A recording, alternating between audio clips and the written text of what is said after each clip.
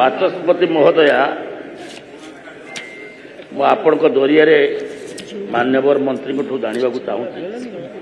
ଆପଣ ଜାଣିଛନ୍ତି ବାଲେଶ୍ୱର ଜିଲ୍ଲା ଶିକ୍ଷା କ୍ଷେତ୍ରରେ ସବୁଠୁ ଓଡ଼ିଶାର ଆଗରେ ହେଉଛି ବାଲେଶ୍ୱର ଜିଲ୍ଲା ଏବଂ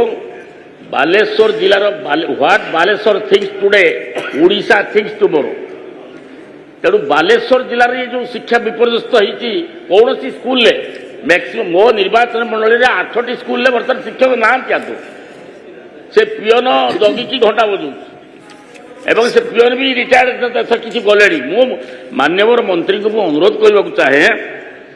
ये सिचुएशनटा केवल बालेश्वर जिलार नुहे ये सिचुएशनटा थ्रू आउट स्टेट एवं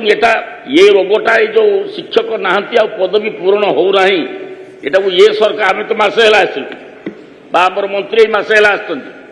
किंतु जो दीर्घ 24 वर्ष धरी यही जो शिक्षार मानदंड धीरे धीरे कमुची शिक्षक भी मानदंड कमुची बहुत स्कूल भी बंद कर दिया है बर्तमान आम बालेश्वर जिलार प्राय 150 स्कूल बंद कर दिया है से स्कूल गुड़ाक चलो कि भविष्य में जिते शीघ्र एपर्यंत से कहते 16,000 शिक्षक बर्तमान पदवी खाली आम माने ये निर्दिष्ट प्रश्न करुचे यहाँ गोटे भारी इंपोर्टाट इश्यू ये समस्या केवल मोर नुहे समग्र ओडिशा कौ जगार शिक्षक बर्तमान नहांती 50% शिक्षक नहांती गोटे गोटे आमर 8टी स्कूल शिक्षक आदौ ना एवं केतटा क्लोज करदे से शिक्षक शिक्षा अनुष्ठान मु माननीय मंत्री को जानवा चाहूँगी मंत्री महोदय आपण मुख्यमंत्री सागर कथा है किभली भाव में ये शिक्षक पदवी पूरण करा जो जो वैकेंसी अच्छी नॉट ओनली माई केस किंतु एटा सबू जगार चिंता करके तुरंत शिक्षक पदवी पूरण केते दिन भितर पूरण करेंगे जनइबे मान्यवर मंत्री मान्यवर बाचस्पति महोदया आजिर प्रश्नकर्ता पद्मलोचन पंडा मान्यवर विधायक जो से उद्वेग प्रकाश करिसेंती कि बालेश्वर जिल्ला रे जो शिक्षक अभाव देखा देइछि से उपरे से तांकर प्रश्न रही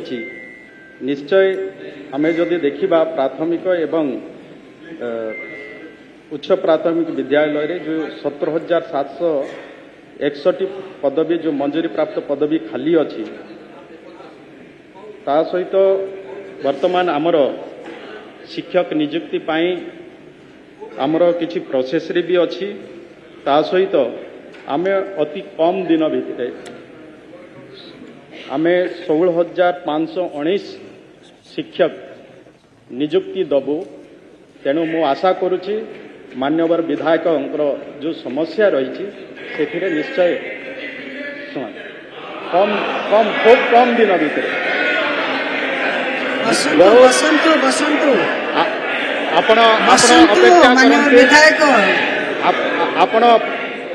आपण अपेक्षा करंतु खूब कम दिन भीतर आम ये 16,519 शिक्षक पदवी नियुक्ति दबु। धन्यवाद।